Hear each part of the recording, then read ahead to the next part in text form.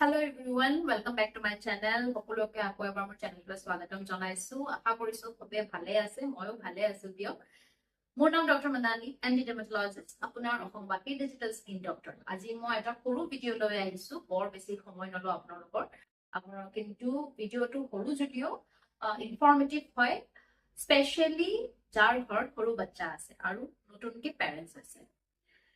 সৰু বাচ্চাৰ মুখত যদি আপোনালোকে এনেকুৱা ৰঙা বগা বাম্পছ বা এনেকুৱা গুটি গুটি দেখা পাইছে, আপুনি হয়তো চিন্তাত পৰি গৈছে।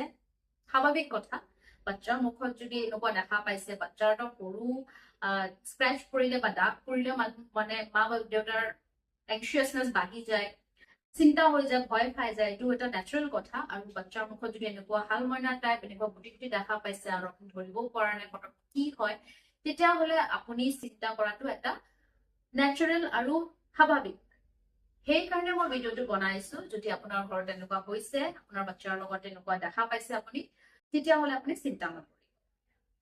এইটো আমি নিঅ'নেটাল একনি বুলি কওঁ বা নিঅ'নেটাল কেফালিক পাস্তুলোচিছ ডাৰ্মাটলজিষ্টৰ টাৰ্ম। এইটো ইউজুৱেলি জন্মৰ পৰা বা 2 weeks to 6 weeks বাচ্চাত দেখা পোৱা যায়।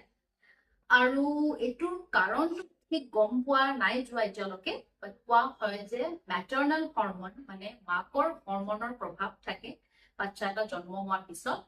আৰু ছেকেণ্ডলি কেতিয়াবা বাচ্চাৰ যিটো কিডনীৰ ওপৰত সৰু সৰু গ্লেণ্ড থাকে, যিটো এড্ৰেনেল গ্লেণ্ড বুলি কওঁ, আৰু সেই গ্লেণ্ডৰ পৰা এন্ড্ৰজেন নামৰ হৰমন এটা চিক্ৰেশ্যন বেছিকে হ'ব পাৰে কেতিয়াবা। সেইটোৰ ফলতো বাচ্চাৰ এনেকুৱা দেখা পোৱা যায় হাগ মইনা। আৰু থাৰ্ড এটা probability আছে য'ত কোৱা হয় যে ফাংগল একনি নিচিনা হয়, ফাংগল একনি হয়। ফাংগল একনিৰ কথা মই অলৰেডি আগতে আপোনালোকৰ লগত ডিছকাছ কৰিছিলো। নামটো যদিও একনি, একচুৱেলি একনি নহয়, এইটো এটা ফাংগাছে কৰে। এইকাৰণে দেখাত একনি নিচিনা, কিন্তু ফাংগাছৰ কৰে কাৰণে এইটো নামটো ফাংগল একনি দিয়া হয়। কিন্তু এইটো কৰে এটা ফাংগাছে, লাইক যিটো নাম হৈছে মালাজেতিয়া ফাৰফাৰ।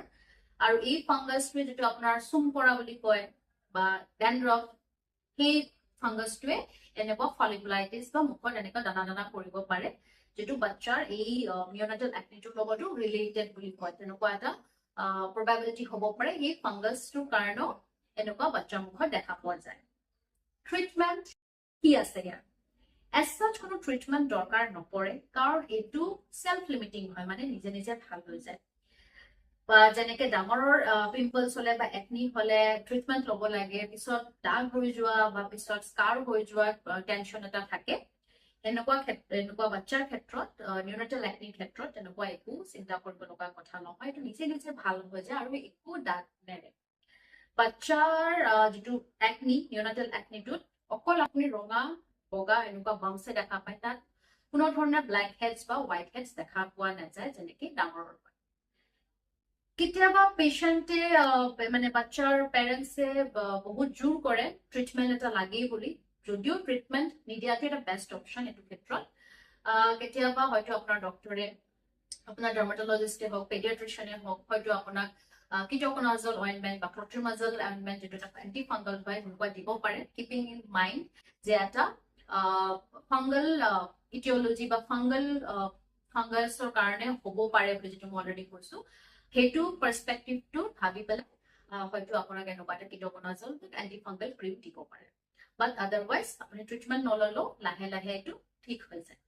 কিন্তু যদি আপোনাৰ বাচ্চাৰ 6 weeksৰ পিছত হৈছে এনেকুৱা হাল মইনা, সেইটো ইনফেণ্টাইল একনি বুলি কওঁ, নট নিউনেটাল একনি, এইটো এটা ইনফেণ্টাইল একনি। আৰু এইটো দুটাৰ মাজত ডিফাৰেঞ্চ হৈছে, ইনফেণ্টাইল একনিত along with আপোনাৰ সেই ৰঙা আৰু বগা বাম্পছৰ লগত কেতিয়াবা পাস্তুলছ মানে পুইজ ভৰা বাম্পছ, গুটি বা ব্লেক হেডছ বা হোৱাইট হেডছ যেনেকে ডাঙৰক দেখা পোৱা যায়, তেনেকুৱা দেখা পোৱা যাব পাৰে, দেখা পোৱা যায় ইউজুৱেলি। আৰু যেনেকে ডাঙৰৰ এটা চিকুইলি থাকে, যেনেকে ডাঙৰ ট্ৰিটমেণ্ট নকৰিলে হয়তো কেতিয়াবা দাগ হ'ব পাৰে, স্কাৰ হৈ যায়, বাচ্চাৰো তেনেকুৱা এটা ৰিস্ক হ'ব পাৰে যদিহে এইটো ইনফেণ্টাইল একনি হৈছে।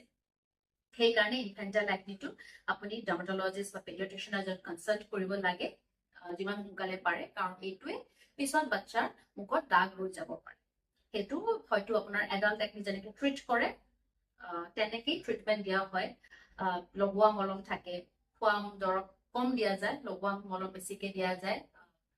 ডাঙৰত যেনেকে দিয়া হয় এগ্ৰেছিভ ট্ৰিটমেণ্ট তেনেকুৱা নহয়, তেনেকুৱা এগ্ৰেছিভ ট্ৰিটমেণ্ট নিদিয়াকেও ঠিক কৰিব পাৰি বাচ্চাৰ কেছত, কিন্তু প্ৰপাৰ এটা ডায়েগনচিছ আৰু প্ৰপাৰ এটা ট্ৰিটমেণ্ট হয়তো দৰকাৰ পৰিব যদিহে ইনফেণ্টাইল একনি হৈছে। ভয় খাবলগীয়া কথা নহয়, কিন্তু আপুনি এজন ডক্টৰৰ লগত পৰামৰ্শটো লোৱা বেটাৰ।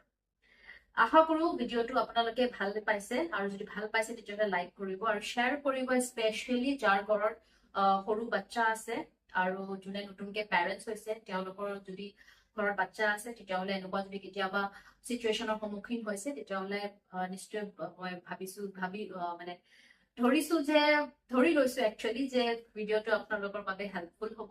প্লিজ ছাবস্ক্ৰাইব কৰিব চেনেলটো, তেনেকুৱাই মই আৰু ভিডিঅ' বনাই থাকিম আপোনাৰ